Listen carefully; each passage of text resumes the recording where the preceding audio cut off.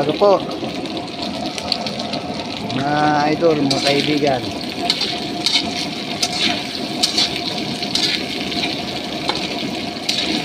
So, luto tayo ng pampares. Oops, ano yun? Palat na yan.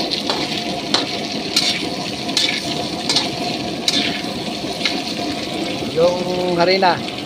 At malapit na tumaluto ng ating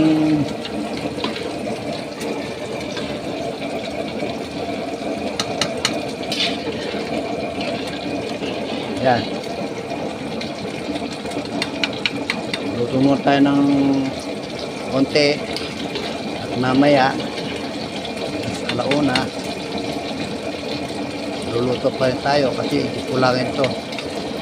Maganda yung dalawang luto para di agad masira, panis.